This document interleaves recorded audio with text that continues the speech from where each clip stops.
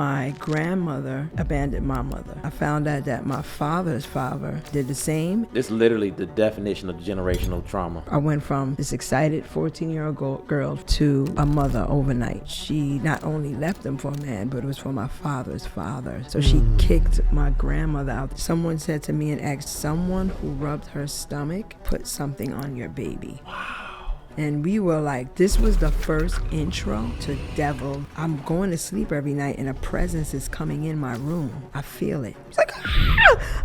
Like, I was like, this is a spirit? I was like, what the hell? She was like, is that your husband? I said, yeah. She's like, there's a woman that he's with. She sent a warlock here. This is beyond repairing. Like, you need to make a choice, you or your kids. But I didn't love myself enough to do it for me.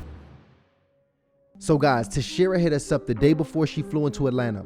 Thankfully, we shot this just a few hours before she flew out, so we didn't have much time. But what she shared is a life-changing testimony you don't want to miss. And the timing couldn't be better because we're about to launch our brand new private community for men and women serious about growth in 3 areas: faith, your spiritual foundation; family, your relationships; and fitness, your daily habits and discipline. So look, the doors are about to open. So click the link in the description to join the wait list. The seats are limited and those on the list will be the first to know. Looking forward to it. Let's get it. Welcome to Hardly Initiated. It is your host, Tyshawn Jackson, in here with another episode with my co-host, Ryan Ketchens. Yeah, listen, if y'all know Hardly Initiated, y'all already know this one is about to be special because let's just say we're going to dig deep. Woo! Yeah. That easy. Is a fact. I'm so excited about this show, y'all. I was born in Brooklyn, New York in the 90s here, so I am deeply entrenched and I understand the culture and the impact that this sister has had on the culture in the background. And today we're about to shine a light on this sister here because we have a powerful woman, an author here, actually the author of Dying to Self, that is out here in the streets now. We're going to do a special giveaway for our people. This was the wife of the legendary icon, DMX. And she's got a powerful transformational story here that's going to change the lives of the viewers here that are tuning into the episode.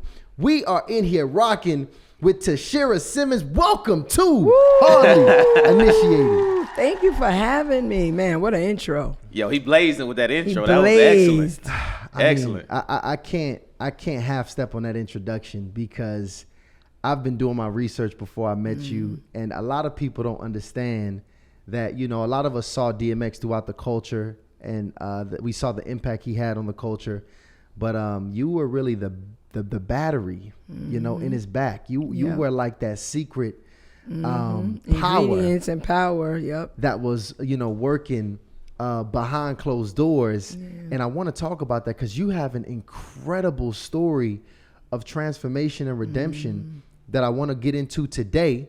But again, there's a giveaway. She blessed us. She brought some books for us that we're going to bless you guys with. I want you guys to go ahead and purchase the book yourself. The link is going to be down there in the description. But for a couple people, we will be doing a giveaway. And y'all already know, guys, listen, buy the book first. And if by chance you also win the giveaway, we always set you straight and make you whole. So get the book first, then go ahead and get the giveaway. That's a fact. And this is the thing. I want to remind people because we're going deep, right? And you got to have your journal. Listen.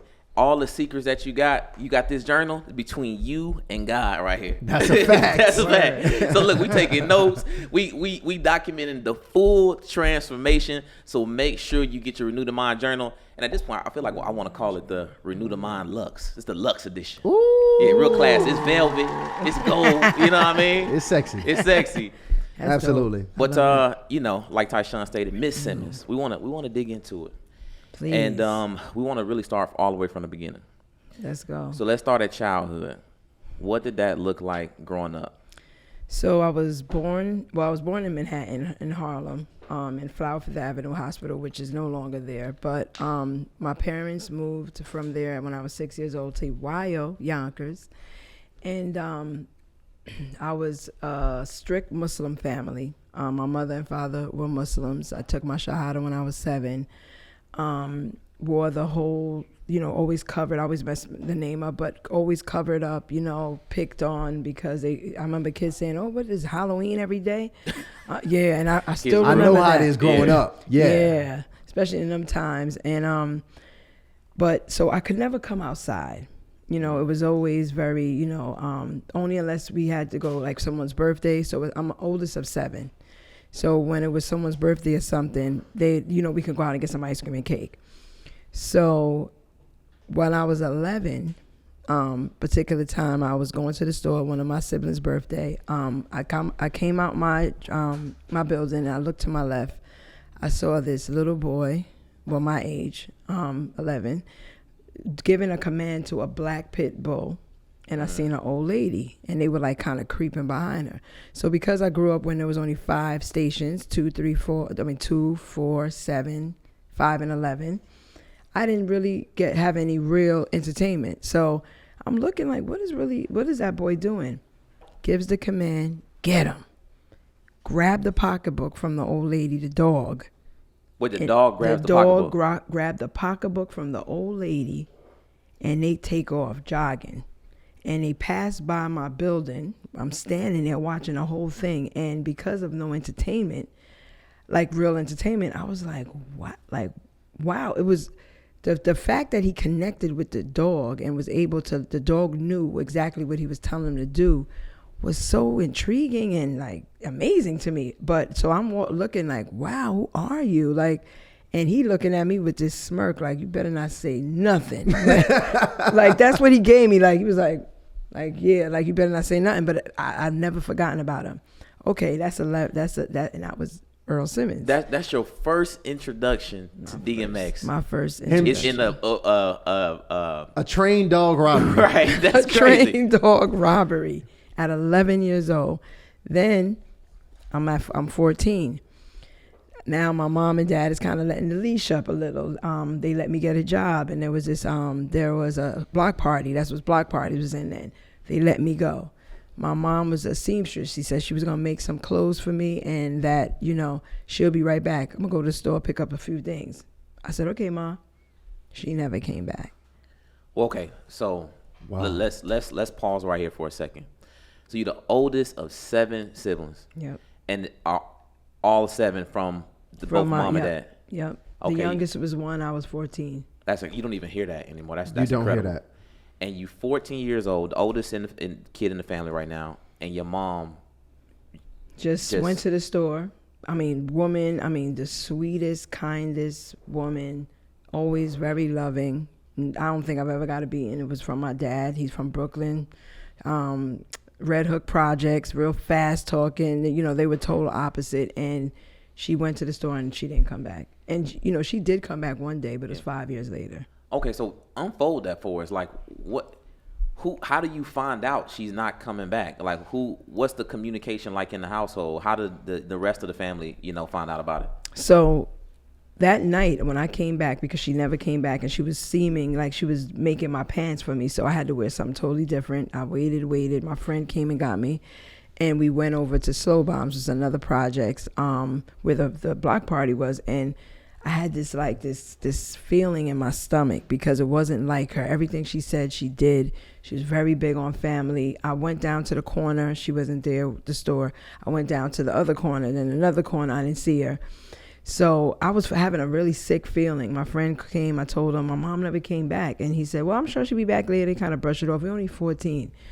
I comes back. We had to always be back home before the sun went down. I gets back. We're in front of I went in. I felt this eerie feeling. Normally by that time she's making dinner. My siblings are in there. I come on the block. The siblings are still outside. Just everything out of order. And the house felt so eerie. No lights was on, so I had to go in, turn the lights on, just trying to give you a real visual that I was just like, something ain't right. So I went and sat in the stoop in front of my house. I waited till my dad got home. My friend wound up leaving because it was like 9 o'clock now. Before it was so much structure and order. Now I'm just sitting outside. My dad walks up the block. He's stench of liquor, you know what I'm saying, and drinking. And I said, Dad, Mommy never came home. And he said, what? All right, just went in the house. And I was like, you know what? No one seems to care about me. So, I'm going to go to sleep and she going to probably be there when I wake up. Nope. I remember smelling food and kids running around and playing and laughing. So I jumped up like, I can't wait to see my mom and see, like, what happened? Like, you didn't make my pants. You got home after hours. Like, what's going on? No, it was. And I heard my dad talking a bunch of his friends, and they were like literally like talking about like, where can we go? Like, could we got to check morgues, emergency rooms, jails, parks. Like, and I'm like, Dad, what's going on? Is mommy here? No, don't worry about it. Just make your brother and sister something to eat. And I was like, he said, finish up, because I guess he started. And I remember that was not good. They forming a search party. Yeah, they forming a search party. Yep. And I'm like, what? Like, I could, like, it's unexplainable how I felt. And, because I've told this story now for years, but before I used to get emotional, because every time I go back to that time, it was when my life literally changed. I went from this excited 14-year-old girl finally getting a job and getting out there to a mother overnight, basically. I was the oldest. Because and the oldest, they always tasked with the biggest responsibility in raising the younger siblings. And was there any indication that there was stress, that this was going to happen? Like, what kind of relationship did your mom and your dad have?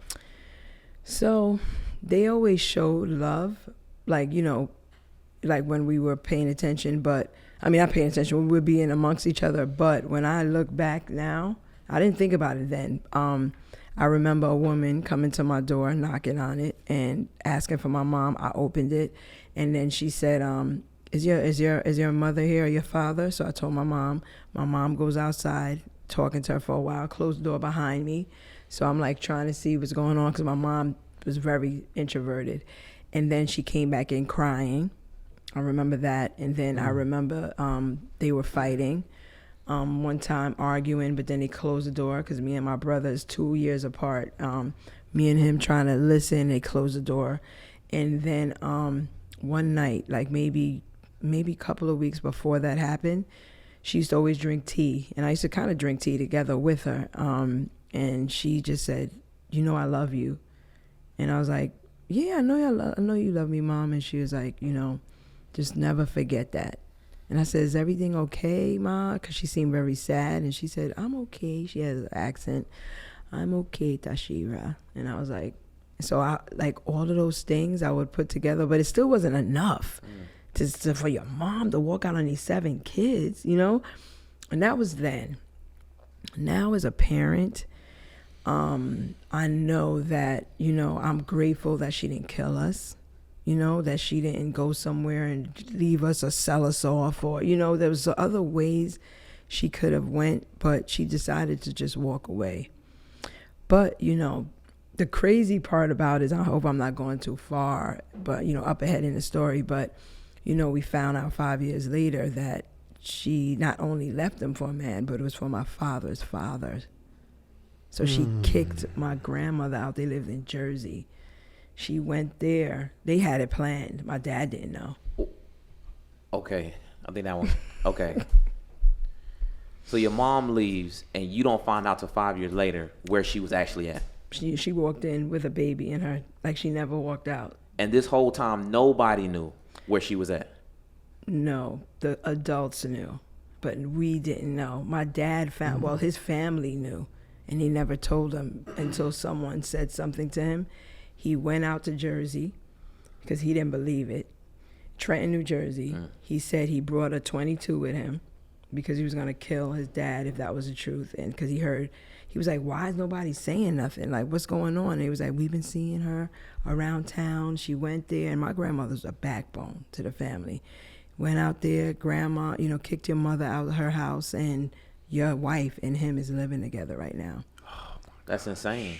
Yeah, and he went out there, and he said he had this .22. He was hiding between, he threw a smoke bomb in the house because he wanted them to come out.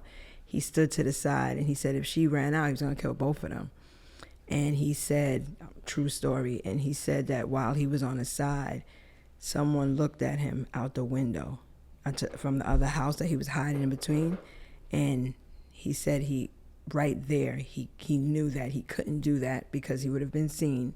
And then he thought about his 7 kids that he had back at home. And he put it away, but he saw my mom run out with her tank top and some shorts. Wow. Okay. Yeah. This That's is a real lot. life. Yeah. This is a lot. It is a lot. What do you have any idea at that time what your because and I just want to make sure the audience knows what's going on.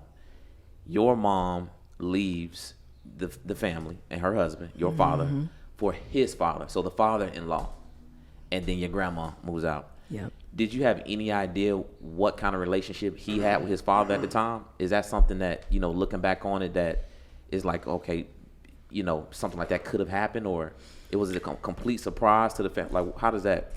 Well, now, because I've asked a lot of questions, you know, as Okay. I got older when I found out. But one, I found out that was not his biological, but it was the only father he knew from 7 years old. But that's the father that raised But him. it was the father who raised him, for sure, right? That's still So his that father. don't make any difference. But, you Right. know, I found that out from that research. Then they had a great relationship, but he was known for messing with a lot of younger women on my grandmother. And, you know, my mom was a perfect target for him because my dad was cheating on her. I found out, you know, that woman was one of them who came to the door, who I answered it for. Oh. So I guess it gave my mother, I guess she was tired. My dad was very verbally abusive when I think back.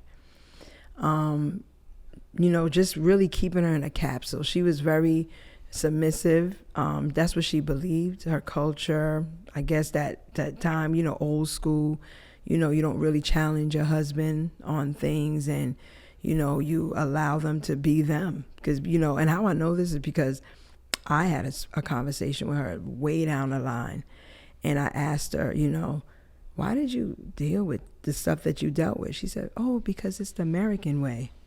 I'm like, no, it's not. Because she never could understand why me and X broke up. She was like, that's your husband. Wow. And I was like, yeah, but he messed up. I'm not supposed to. That's not what I signed up for. And I gave him numerous chances. So, but I realized her mindset was definitely way different, and it all made sense. But she's obviously a little off, because you don't leave your 7 kids and then, you know, kick out a grandma. But can I just tell y'all though, is it okay that I just be, because I don't want to miss this part. So I started doing a lot of research just on, you know, family generational things, like on what happened before. So I found out that my grandmother, my mother's mother, abandoned my mother.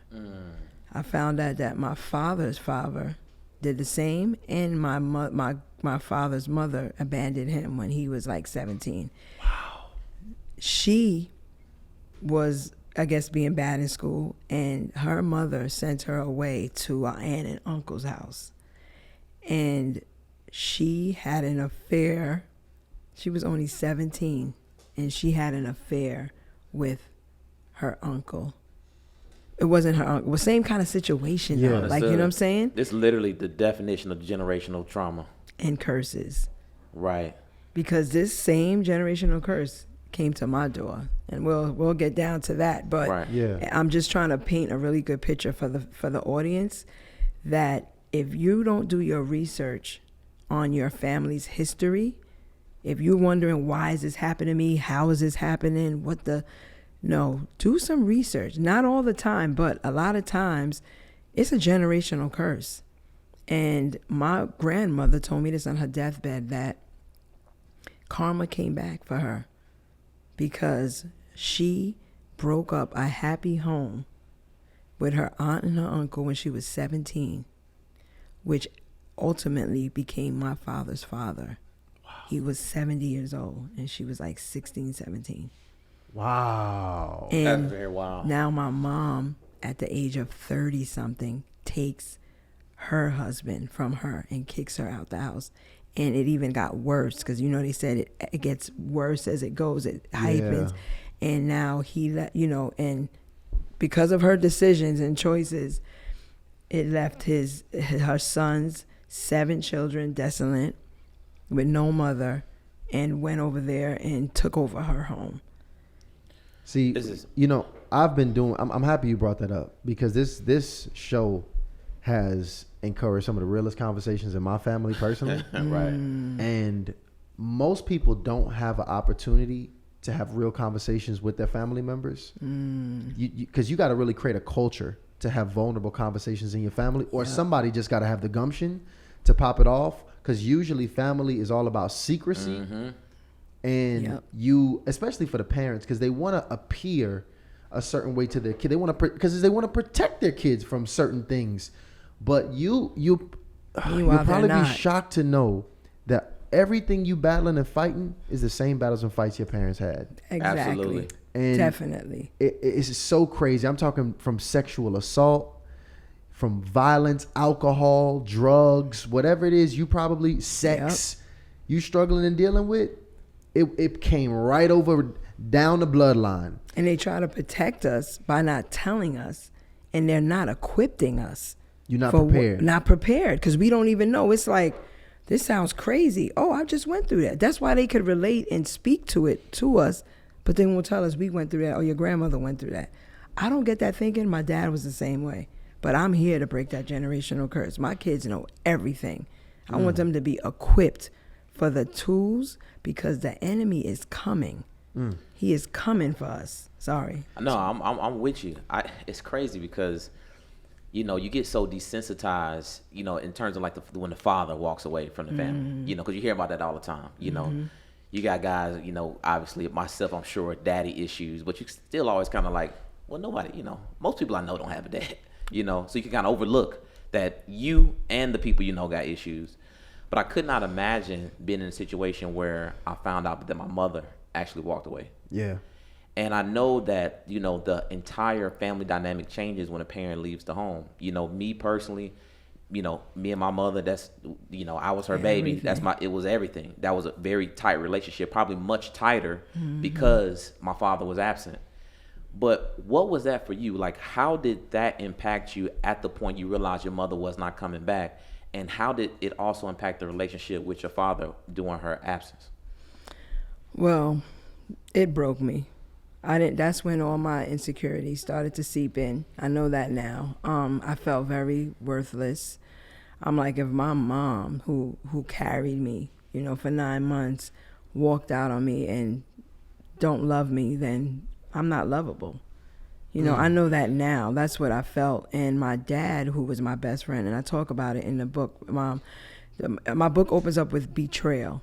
And I talk about how that spirit of betrayal tries to come in our lives and take us down. And my first betrayal was my mom and my dad, because my dad was my first teacher. We went out together. We spent a lot of time. He talked to me about men and my value and never give your cookies up. This is what he called it, because I was only 11, 10 years old. And as soon as my mom left, because we look a lot alike, he went harder on alcohol and drugs that he always was a drinker, beer, but not drugs. And I didn't know that, though, at the time. And he started calling me, a bitch, and I'm going to be a baby on welfare, and I'm never going to be anything in life, and you better give me your money. Give me your money. I was only making $60 because I was working at Burger King. I'm 14. And he was like, you're not living up in here without giving me something. I mean, he went from teaching me and uplifting me to tearing me down at 14. And I break it down in the book. Like, it was so life-changing. And this is why I praise God and talk about God so much, because I didn't know about God. I talked about Allah. The best thing my dad ever taught me, though, was there's only one God. And before he left, and everybody just worships him differently. So I automatically was like, Allah, like, why is this happening to me? Why is my daddy doing this? Why is he saying this to me? Thank God.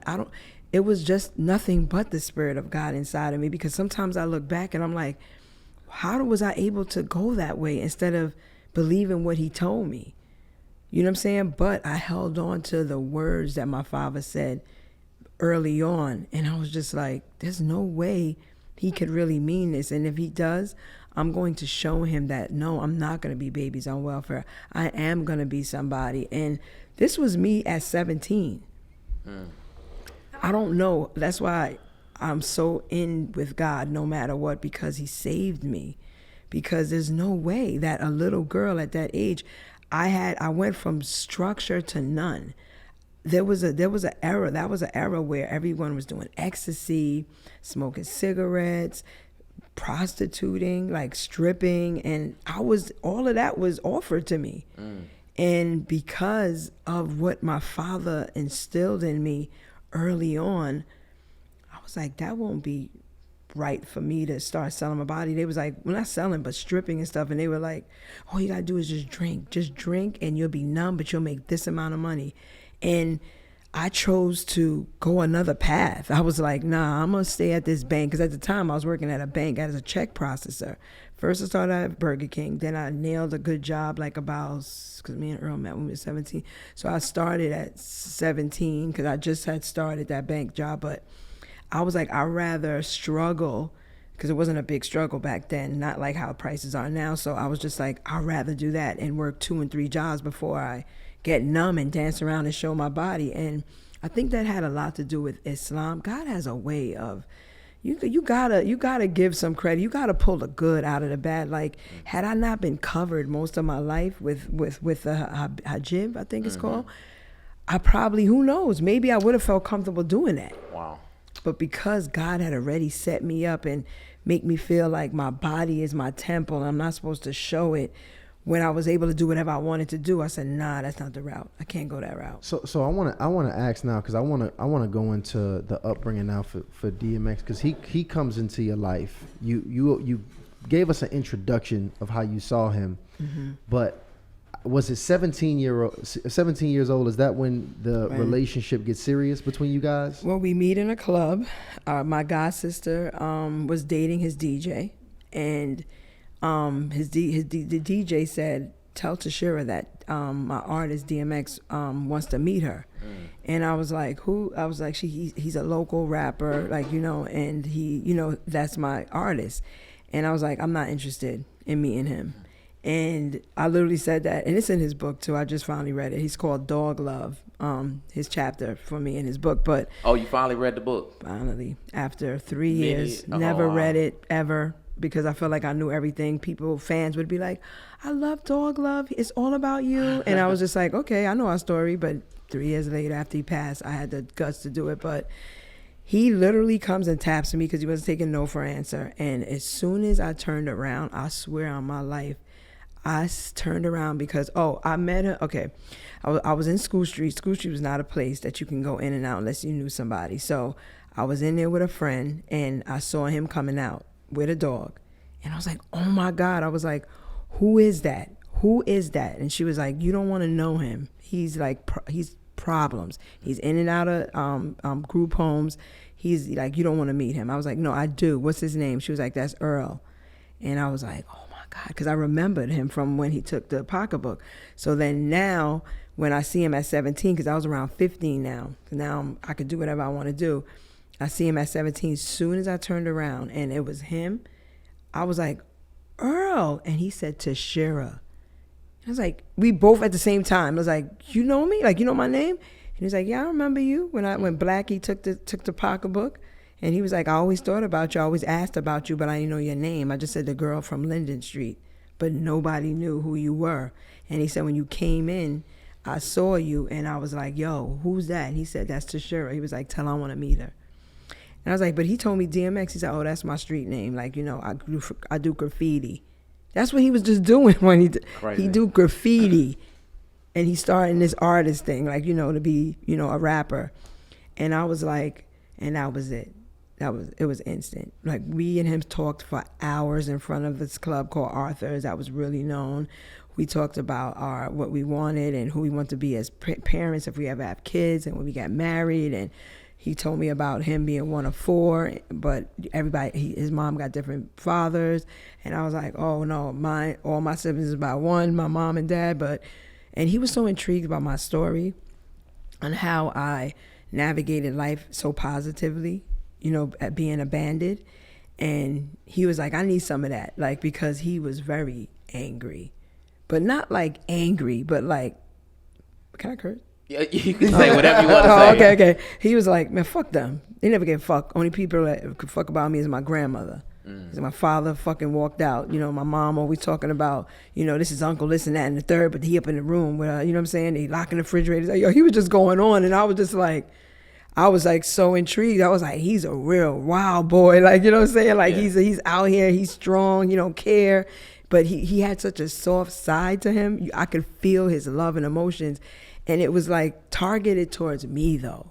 Like you can tell like he must have not must. I mean, he told me, he said, you know, as we got started to get to know each other, started dating, he was like, I used to dream about you, that you was a princess and I was a lion. Cause remember we young, like you know what I'm saying? Yeah. And you was the only one that could tame me. And I was like, I used to dream that you was gonna save me, and because I was like so lost and my mom and dad left. And I mean, it was really love at first sight. And I'm like, he's my soulmate. Like, you know, I mean, I'm sure there's someone else out there for me. I'm starting to say that now. Good. But, you know, I know when I met my soulmate.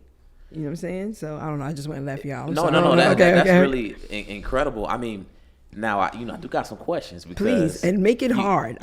Go hard. Like, please. Right. Okay, good. Because, I mean, you met him. It was, you know, committing a robbery. You know, robbery, assault, or whatever. I mean, it's the dog. Oh, he's a bad boy. Right. You know from friends, from credible sources, that he's in and out of group homes and stuff like that. And you saying he's got this very aggressive edge. But you see what I saw, right? Even though people was like, you gonna wake up and have all your stuff gone. You see what I was seeing, right? Yeah. Well, and that's my concern, or my question is, did you have any idea where that type of relationship could go, or was it all just, hey, I'm in my emotions, it's all love? Did you have any foresight into what might occur down the line? I'm gonna be totally honest with you. I was very intrigued by, I didn't have any structure. And I was, at that time, before then, I grew up in a household that I was told and had to follow every rule. I had no voice. I couldn't, you know, say how I really feel without getting shunned or kind of cursed out, to be totally honest with you, and don't think like that, and this is how it is, to getting out there and meeting this person who I was excited about. He said, I was in a group home. It was sad. His mom left him when he was 7. You know, she told him that he was just going to check it out because he was so bad in school. And she left him and she abandoned him. But to see who he was, like I got his grit. Like I got the reason why he was just like, man, I done seen it all. He's only 17. And he's like, I done already seen it all. And God is real.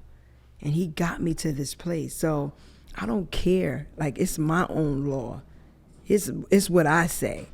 And I was just like, yes. Like, this is, at 17, I was like, yeah, we Bonnie and Clyde. I'm about to be right. Like, whatever you say, like, I'm going. Like, and that's because I finally found somebody that didn't want to live life in a box.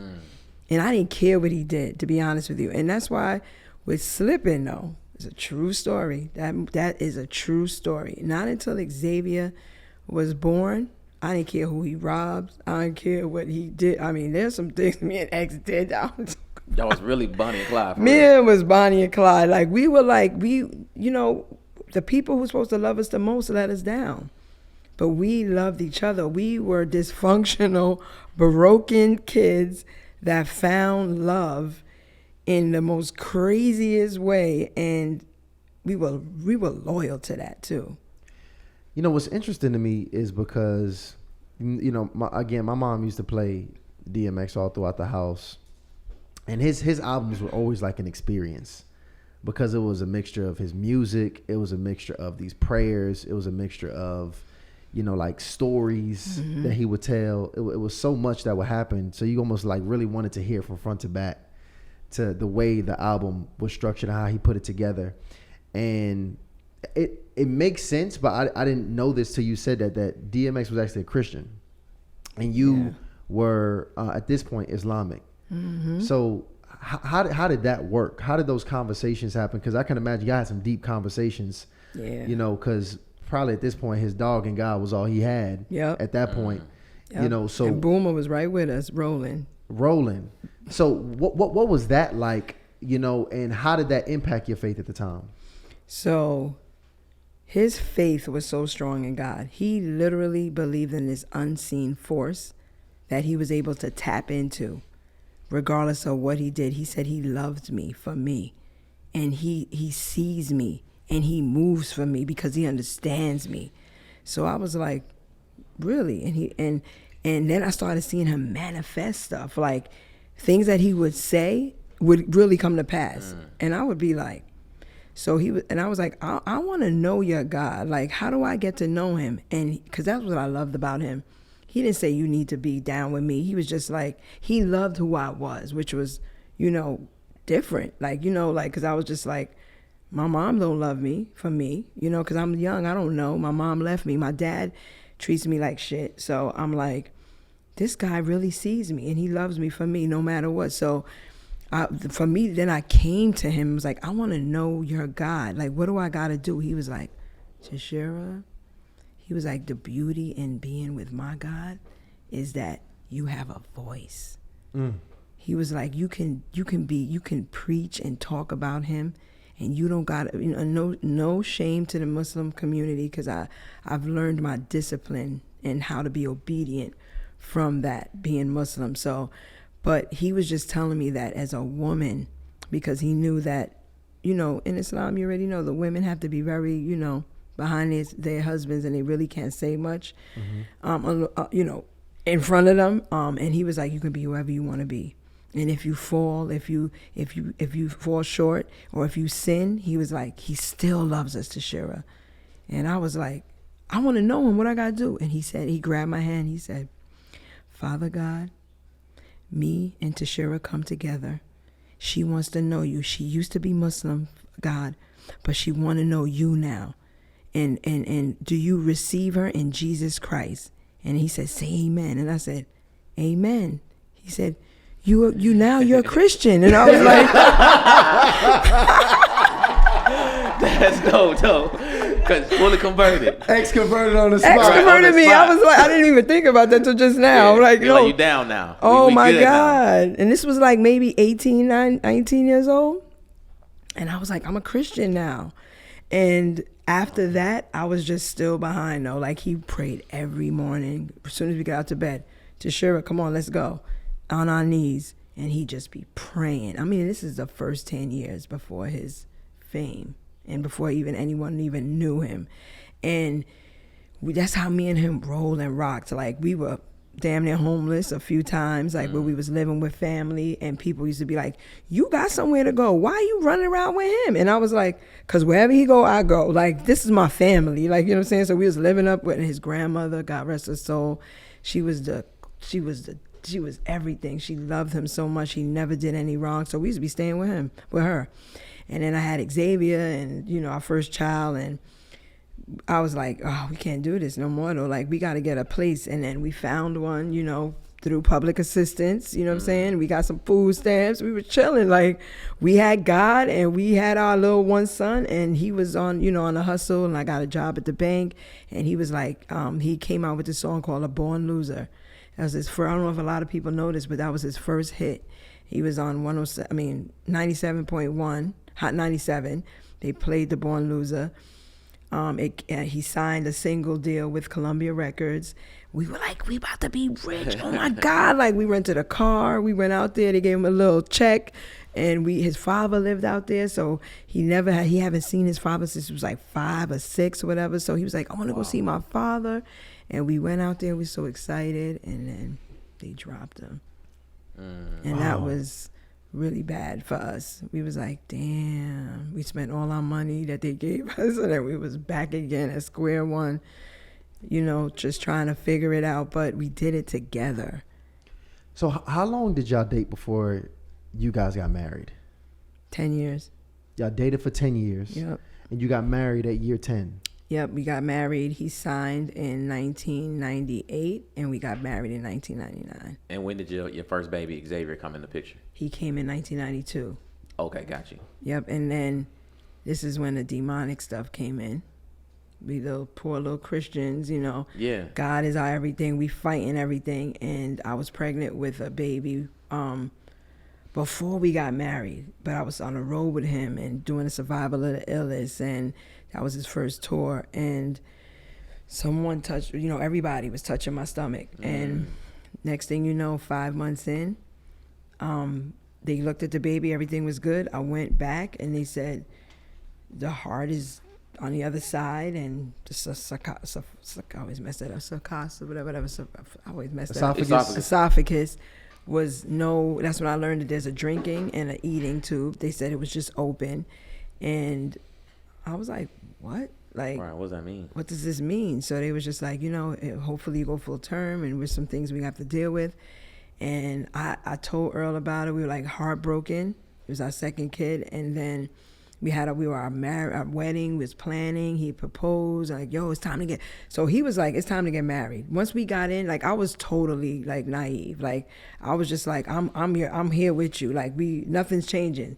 And then he came, was like, nah, we got to get married. He was like, because they don't respect you if you're not a wife in here. Like, he was just always so, and I was like, okay. And we were planning and everything. One day, my water just broke. Went to the hospital. Someone told us, a prophet, because now we in this business now. We deep. His 2 albums that came out, he did Belly. We with the makeup staff. They did my makeup, and you know we're all talking about it. And someone said to me and X, they said, someone put something on your wife, and he said, what? And she said, someone who rubbed her stomach put something on your baby. The prophet told you that? A prophet. And how about me and X at this time? Because now he's so, like, getting so famous that we were like, you know, we're going to keep shit to ourselves. And so no one knew about this. Oh, what even okay, well, nobody even even on knew. With your pregnancy? No. Wow. And and we were like, what happened? And she said, the next time that she's pregnant, don't ever let someone touch her stomach. Wow. And we were like, this was the first intro to demonic stuff. Like, we were like, why would somebody do that though? Like, why? Like, and she said, listen, y'all need to be covered and protected, because you are reaching a level where God is taking you that you need to be covered and protected. And me and him, like, cause remember now we just, you see how I got initiated, like, you know, I converted, right. And he just always had the Holy Spirit in him. So we don't even know, we ain't going to church. We don't have no pastor. We just like, wait a minute, it sounds like a serious situation right now. Like, what do we do? And, you know, we started to go to church and we started to learn about all this demonic stuff, but we didn't have time to focus on that, to be honest with you. We just knew that the next time, because I literally got pregnant again 11 months after. So I got married. I went into a dark place after I lost the baby. And I would say that's the first time he ever showed up emotionally. I've always been that emotional stability for him. I was gone. I don't even remember, to be honest with you. All I remember him giving me a bath and opening up curtains and saying, Tashera, the wedding is 5 days away. I could have lost you, but I didn't, because they said it was some kind of poison in me that if I didn't get out in time, we both could have died. So that attack was from me and the baby. Wow. And X was like, we got to do this, Tashera. We got to move forward. And I pulled myself together, and it was really just a blur. And then we had our second baby after that, but it changed us. It changed us. And on the road, he was like, nobody touch my wife. Nobody touch her stomach. Like, he was really animated. It was like, okay, wow, okay. Like, and he was serious. Because y'all was introduced to spiritual warfare. And you knew that it was, stuff out there to really shut you down. And exactly. And I knew this baby was totally functioning. And the next thing he wasn't, and it didn't make sense. And they were like, oh, this happens every once in a... And I'm like, nah, how do you go from normal to not normal? But I still wasn't really ready and educated to what's to come. Like, you know what I'm saying? Yeah. But what we did is we connected with a church. We started praying together. Well, we always pray together, but like with the pastors, we had a pastor always come and pray over our marriage every year. But we too busy to like really do, not real, we just like, okay, we know now we got to pray and make sure we cover ourselves. Yeah. But You know, I don't know what questions y'all have, but I could really say that, you know, marriage is sacred. And I would tell any man or woman that, you know, it don't matter if you're at the level that we were. The devil doesn't want to see us happy, and he doesn't want to see marriages succeed. Because what the devil not only came for me and X, he came for our kids. Because it's about the generation. Right. You know what I'm saying? And the next generation. And, you know, I know that now because it happened to me. It happened to us. And by X stepping out, and this is what I'm just saying, like, because everybody has their issues, and I'm definitely not here to judge. But when I did the research on X, because I was trying to fix him, because for some reason he would always be so broken about what his mom and dad did to him, where I was just like, we got to move forward. We got to get past it. And he would never, them layers, he was just like, like he would just be like, no, like, and he would create other people. I met Earl. And first 10 years, me and Earl was beautifully and broke, like having so much great memories building. He got into the industry. He finally was able to birth DMX. Then DMX is the artist, the one that always wanted to be seen, always wanted, you know, that knew that he had purpose. But he started to get fucked over so bad, and with it between his family and just, you know, when I say family, I mean babies, trying to kill the babies, doing all this, and then, you know, accountants, you know, taking advantage. So then X was born. And this is someone who now I know has been through so much trauma on top of trauma without therapy, but only relying on God. And that's okay to only rely on God, but we live in a vessel that is very full of flesh. So we need therapy. We need a proper space that we can tear down those layers, so that way we can really be who we've been called to be without so much potholes in our soul. Yeah. Because he was such a great person, but he had so much damage, and he kept stepping out of our marriage. And I didn't know this, but that's where the devil was able to get a foothold in our marriage, in him, because it was sacred. It was in front of God. And you know, that's why I never even questioned that X loved me. Like, I knew that he was looking for something that his mother didn't give him with these women. Okay, so I actually want to get there too, because you said he was stepping out. Did that begin once the industry, when he got to the industry, or did he always have an issue with stepping out even before the fame? You know what? Now I could honestly say I think he was doing it before, because I caught him one time when because I had to have been about 20 years old. Pulled up on him in Baltimore. I had a feeling he used to be in Baltimore. They used to keep him out there so he could stay out of trouble while he get his deal and everything together, because he couldn't sit still. He was wild. So I had a feeling he had Xavier. So I rolled up on him, caught him in a hotel room with a girl.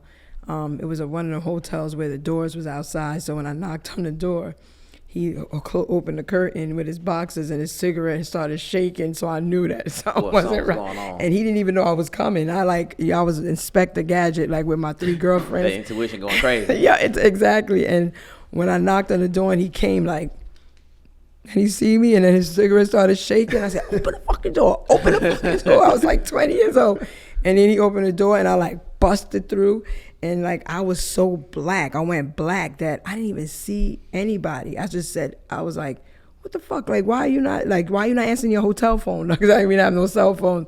And then I looked, and then it was a girl next to Xavier. And I went to go grab Xavier, and he pushed me so hard. And like, for not me to get, I guess he thought I was going to go after the girl. And he said, you'll get arrested in this state for hitting a pregnant girl. I said, pregnant? So who the fuck she pregnant by? And he was like, not me. I'm just helping her.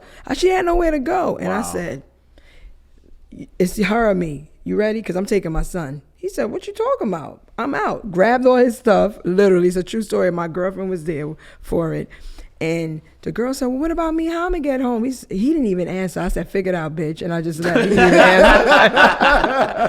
And I was like, so I always went back to that. Like, You know what I'm saying? It's in him. But he was so good at it. Like, he was so, I mean, when he got into the industry, he talked about me, put me in his videos. So he was crafty. He was never sloppy. And then we didn't have social media like that. But when I look back now, I mean, obviously, hello, we got 10 other kids. I'm like, well, damn, that dick was on tour. Like, you know what I'm saying? But I didn't even know. And is that okay for me to say it? Listen, you good. Listen, I know it's Christian. I'm sorry. I'm just I'm just trying to keep it 100. You know what I'm saying? Because we in this vessel and we get pissed off sometimes and we call it what it is. You know what I'm saying? And that's what I was calling. I was just like, man, you was on tour with that. Like, you wasn't protecting yourself. Like, we got a family. We talked about this as kids. Like, we never want to violate or do what our parents did to us, because if I find out and we break up, then we repeating the cycle that, you know, you're going to be out the house. And, you know, he was in too deep. He was in too deep. Were you ever worried about that? Like, given your past experience and his past experience with abandonment, were you ever afraid that he would just completely walk away? Yeah, because, and I talk about it in the book, demonic. You know, when I first found out about the first one, she came to court where we were. She threw a picture in our limo, and she came up to us and said, she said she had some organization or something like that, and she was trying to speak to X, and I was like, oh, this woman wants you to talk at her hospital or whatever, and I was right there. And then the same lady, as we leaving, young girl, throws a picture in our limo of a little baby. It's the first time I've ever found out anything. And I was like, yo, I said, how weird is that? She just threw a picture. And he was like, you know, she said, fans do anything. He said, lucky ain't no panties. Like, you know what I'm saying? It's just a baby. Like, and I was like, true. And then the next day, it's all everywhere. Because we lived in Arizona at the time. So we were just here in New York for court. And she was saying that she had a baby with him. And he acted like he didn't know her. He didn't. He seen her. You could tell, I know him. He literally was like, I talked to my manager. Like, he did not recognize this girl. And I was like, yo, like, you having like unprotected sex? Like, what? He was like, Tashera, you know that's a lie. This is a lie. She must have raped me. So that was all over media too, that DMX got raped by a girl. But I knew at that moment that it was going on. Yeah, I was like, okay. He's a young man, you know, he's got all these unresolved issues, and then now he's getting, you know, fame, status, power, money, and even drugs get involved, right? Yeah. Now, when you met DMX, was drugs a problem, or did that become a problem? It was a problem, but not to that, because he didn't have money to buy it. So he, first of all, he was introduced by the drug. They put it in his weed, so it was never a drug that he wanted to do. He was a young boy. He was an older man, and he put the crack inside of his... It was crack. It was crack. He put it in his weed, which was called a wooly then. And X, he said he just was like, yo, what was that? Like, and he always wanted it, not knowing that it was crack. And that was, I want to say he might have been like 12 or 13. Wow. So it was... That's crazy. Messed up, yeah, because... When he was clean, he was just someone else. He was just so... Because he was so smart. He was a genius. I'm not even just saying, like, he was such a genius that I hated to see such a drug take over him like that. But I always tell people that, well, one of the reasons why, like, I already was in Christ, but how I really, well, no, it's a lot of different reasons. There's so much here. I'm trying to stay, like, focused because it's so much different lanes but what really brought me really to Christ was because I knew that something wasn't right with him. Well, I should say I started walking with Christ. You know, we be talking it, we a believer, we playing around, like, you know, but I literally, he used to come home, and I'm still to your question about, was you afraid that I was going to be abandoned and walk out? I was, but I never thought that would actually happen. But I didn't want to be in that marriage anymore because he started to almost turn into my dad. He started to be very verbally abusive and angry for no reason. And I used to be like, is everything okay? Like, what's going on? Oh, you don't understand. You don't do what I do. Blah, blah, blah. And I'm like, okay, are you hungry? Yeah, I'm hungry. What the fuck you think? And I'm like, okay, calm down. Like, you know what I'm saying? Like, the kids, I don't want the kids to hear this. Like, where are you mad? I'm not going to start arguing with you for nothing. Like, I was always the balance, you know. Sorry, but he started coming in, and I've seen this darkness on him. And his cousin was like, yo, because his cousin lived with us. And he was like, yo, is it just me? Or like my cousin, when he come in, it's like this dark feeling that he brings in. I said, yes, you feel that? So my youngest son was 14 at the time. And we had a big falling out for nothing. I mean, the arguments, he used to try to push me. And I wouldn't allow him, but he would do a lot more yelling, but it would sound crazy behind closed door. You know, if you're on the other side of the door, because his voice traveled. And I came out, I used to act like it was nothing. I was clearly in a verbal abusive relationship at this moment, at this time. But I went out, the nannies is there, and everybody looks like they were like, oh my God, is she okay? And I goes into my son's room and I said, are you all right, son? And he's doing push-ups. He's 14, same age that happened when I got abandoned. And I said, what, you getting them guns, you getting them big? And he looked at me and he said, yeah. He said, because he said, I'm getting big so that way I can kill my father when I get strong enough. Because the way he's talking to you. And I was like, it was that moment when everything changed for me. I was like, okay, Tashera, this is beyond like repairing. Like, you need to make a choice. You or your kids. But I didn't love myself enough to do it for me. Because this is what I'm used to. My dad, my mom, now my best friend never was like this though. But all of a sudden, just so angry at me. And I threw him out that day. He told my son, yeah, you the man of the house. And my son always talks about that because he said it shifted something in him too. But he never came back after that. So now I'm like, you know what? I'm getting into God. I'm like, okay, we're still married. I'm going to pray. I'm going to fast. I'm starting to learn about a bunch of things. And I've always seen spirit since I was a kid. So I always feel presence, not in my home, but I would always feel a presence whenever I'm at somewhere. But I'm going to sleep every night and a presence is coming in my room. I feel it. I wake up, I'm thinking it's one of my kids and I'm looking around. I'm like, it's 3:15. It was happening for like a whole week. So I called my pastor and I said, I keep feeling like it's a presence coming in my room. And I'm thinking it's my kids, but I don't see anything. She said, start to say, I rebuke you in the name of Jesus. So I just kept saying that every time. And I could tell it left. But I was like, am I bugging or is something really coming in here? So 30 days in, like a month, I'm laying down. My kids is always up at night. They playing music. I feel the presence come in, but I'm thinking it's my son because that's what it feels like. Because I'm half asleep. That's what I feel, and I'm like, you know, when somebody come in your room, you know, you know exactly. They hit me on my foot, so I'm like, because my foot was out the cover, so I'm like, why Xavier playing with me? I come out the cover, and it's a Spanish man with his hair slicked back, looking at me with this smirk I will never forget. He was like,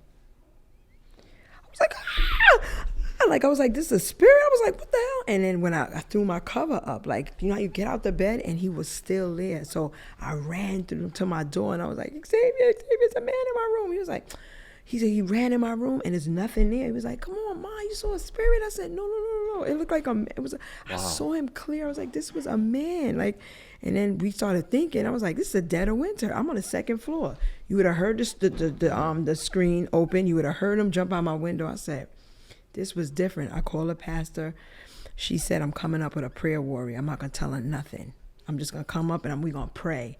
She came in, this old woman. She just came. Hi, how you doing? My kids was in school. She said, let's hold hands and pray downstairs. When she was finished, there's this big picture of me and X on the wall. She was like, is that your husband? I said, yeah. She's like, she looked around. She said, there's a woman that he's with. She said, are you with him? I said, no, we're separated. She said, there's a woman that he's with. She sent a warlock here. Wow. I was like, what? What is a warlock? She said, it's a head witch. I said, why? We're not even together. She said, because the power of a praying wife is there's no prayer like that. She said, and they want to put fear in your spirit so you could stop praying for him. Because I was praying, bind us together. You know what I'm saying? Come against any evil spirits. Like I was praying, fasting, turned down my plate. Like, you know what I'm saying? And they were mad. They said, nah, we got to shut her down. Because you were still invested. I was still invested because I was like, okay, maybe I could deal with it this way. Everybody's telling me that, you know, God is the strongest. He's the highest. He's this and that.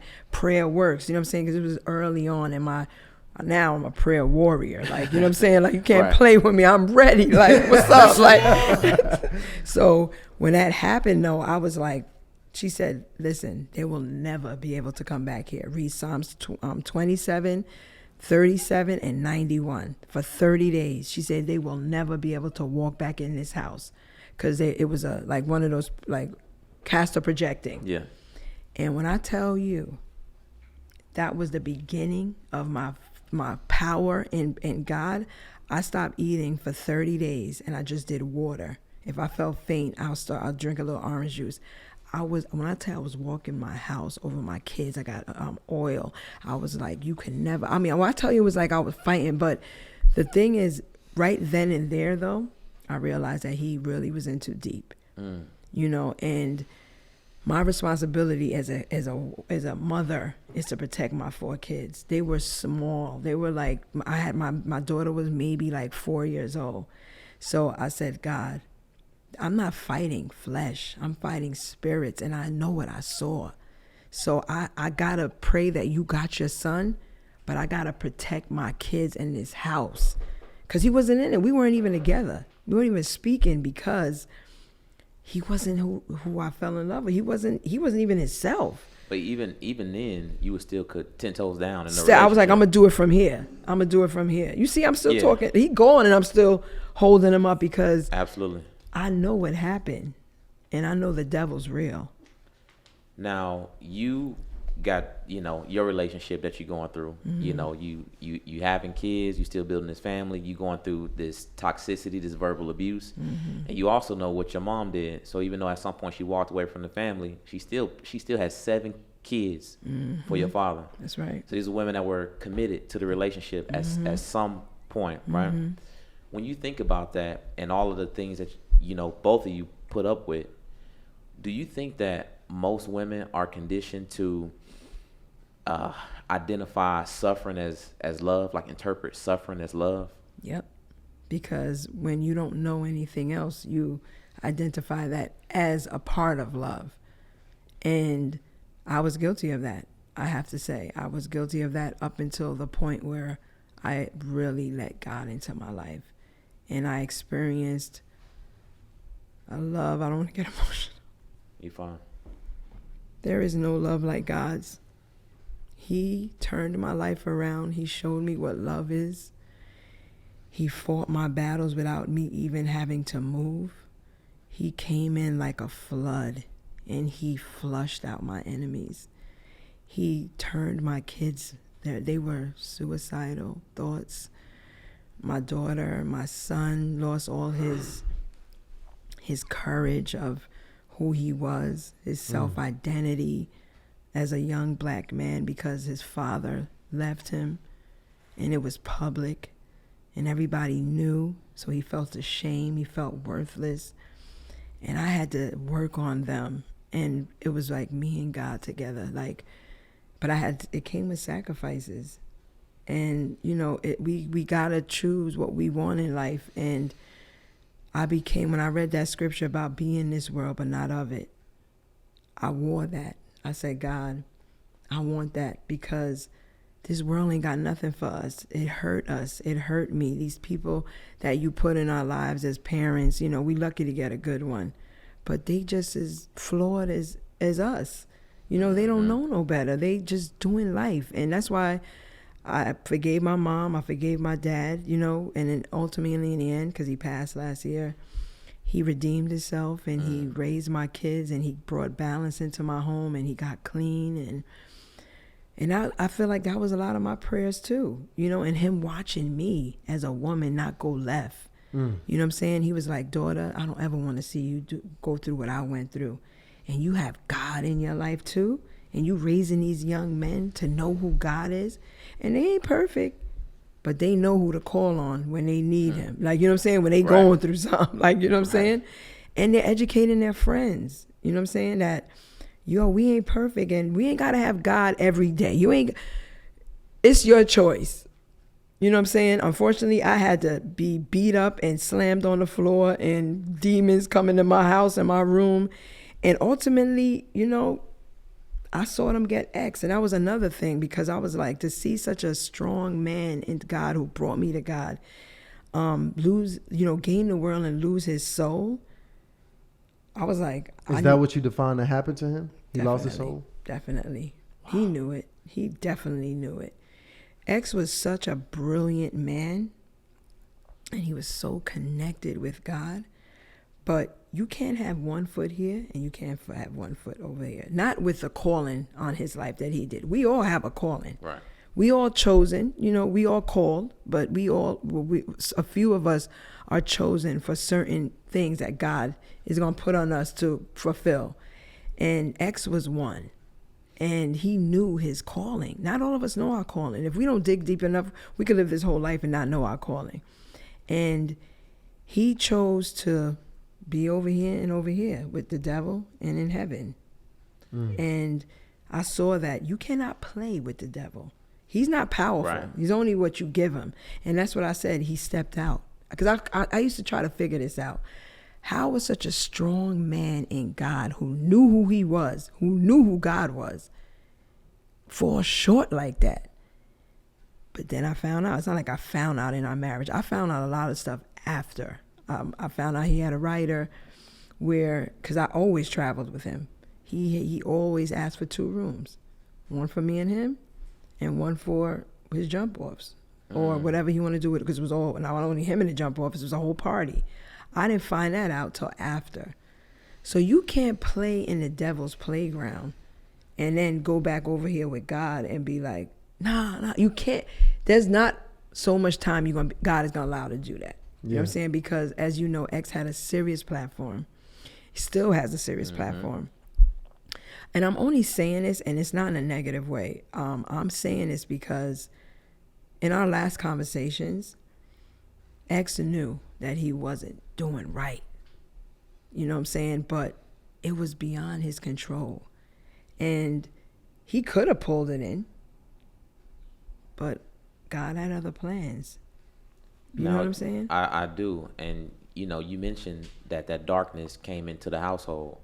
And I know you mentioned that, how it impacted him. And you also mentioned that even your kids came down to thinking of violence, thinking suicidal thoughts.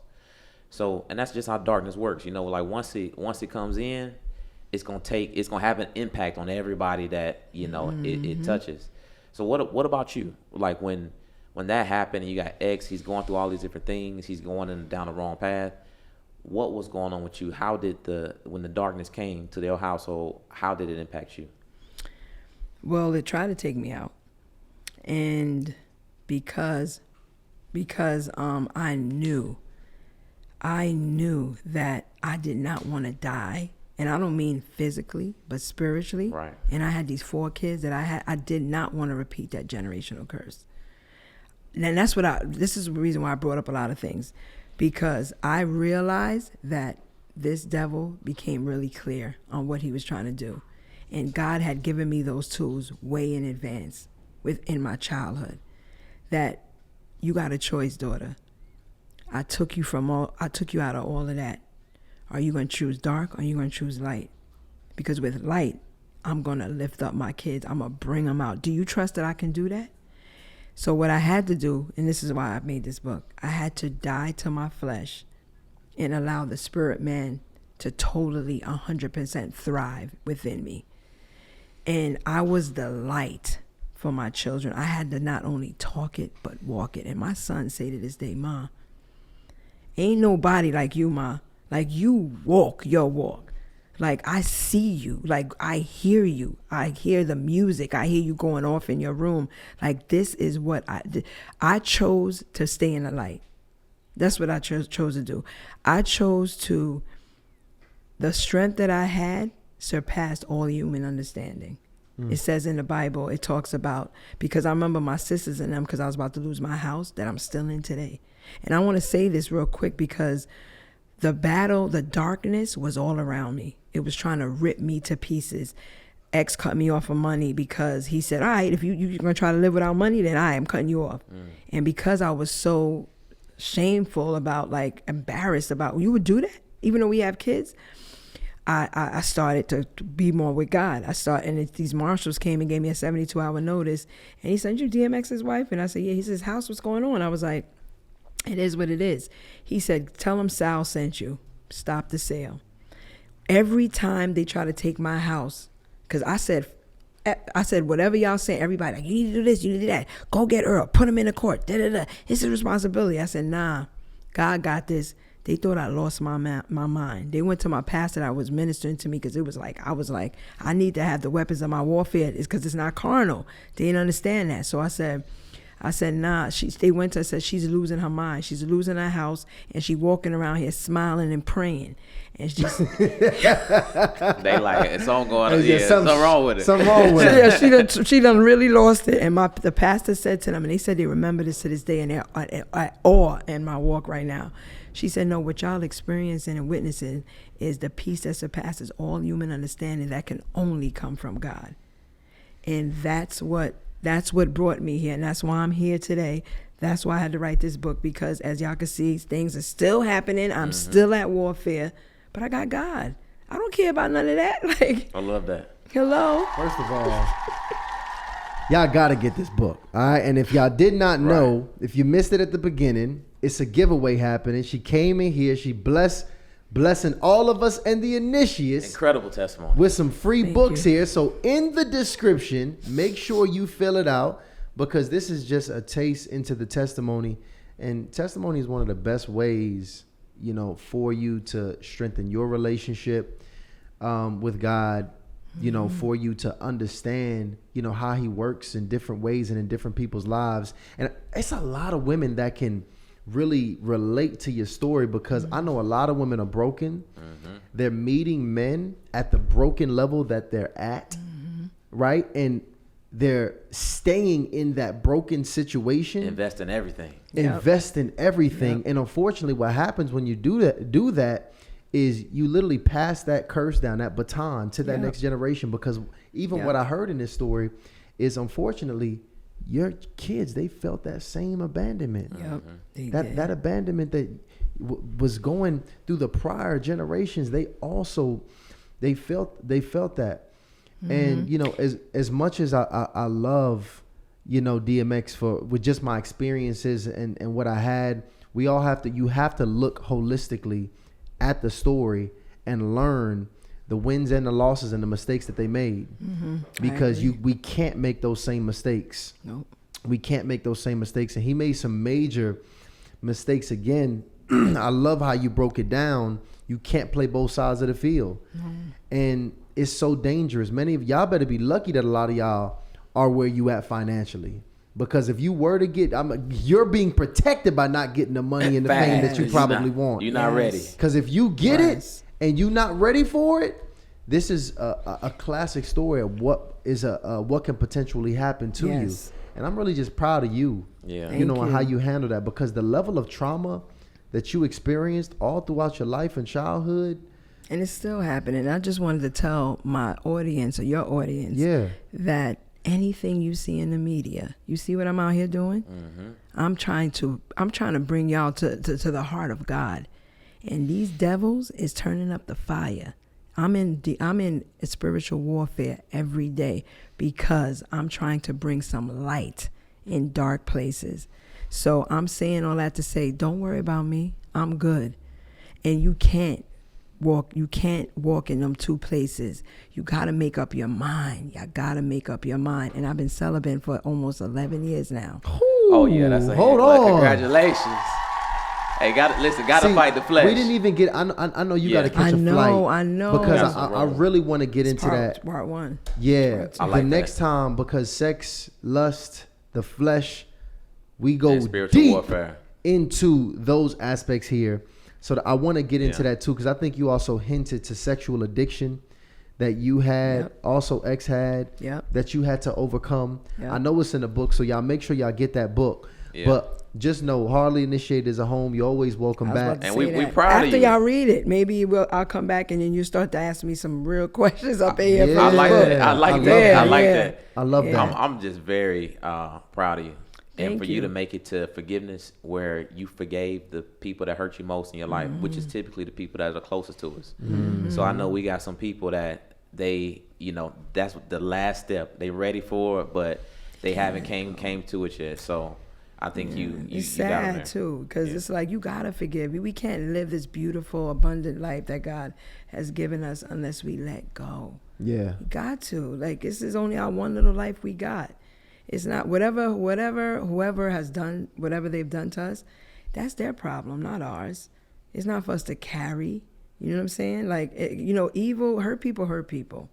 And one thing I've been saying lately is I can't compete with evil. I can't. I don't have it in me to compete with evil. I look at people when they try to hurt me and do evil things, and I'll be like, that's on y'all. I got to walk away from this. Y'all not taking me out my character, because I walk in love. You know what I'm saying? God is all up in me. Like, I don't have a bone in me to fight back at evil. Because what happens with evil, fight evil? It explodes. Right. And I know it sounds cliche, but I promise you, when you die to yourself and you let God live in you, I promise you, evil won't be able to get in. There you have it, y'all. That's it. All right. We got Miss Simmons in the building. Y'all make sure y'all follow this sister, support this sister, get this incredible book that she's now brought out to the world. I want to thank all my initiates that tuned in here for this episode. Please continue to support us. The most simple way you can support us is hit that subscribe button.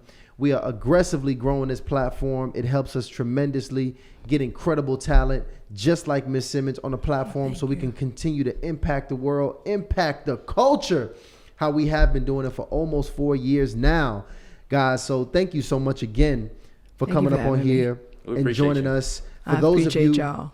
Oh, 1,000%. Y'all my new brothers, just so you know, I want to be at the wedding. There you go.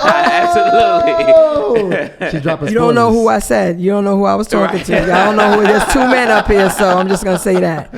So check it out, y'all. What I want to do, for those of you looking to support, here's how you do so on the screen. Thank you so much for everybody who's been a day one supporter of the platform. I love you guys. I appreciate you guys. And one of the best ways also, not just for me, but for you, is to cop you them Renew the Mind journals. The order is in. This is volume 1, the only one we're ordering. Once they're out, they're out. Get yours today as quickly as possible. But other than that, y'all know how we do it. Hardly initiated. We are out.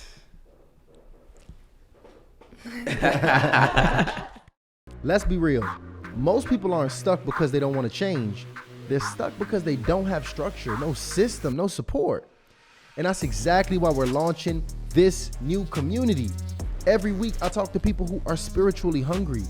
They're consuming content. They're trying to grow. They're trying to figure life out, but they're doing it alone. And that's where momentum fades. This community is built for men and women who want to grow in faith, family, and fitness with the structure, accountability, and connection they've been missing. I'm telling you, we're going to have challenges, workshops, inner circles, and even in-person events. So y'all, this is not a course. It's a culture and an environment of transformation. And when you plug in, your habits change, your focus sharpens, and your life starts to align. So the doors are about to open, y'all. Click the link in the description and join the wait list now, because seats are limited. So this is your moment. Let's get it.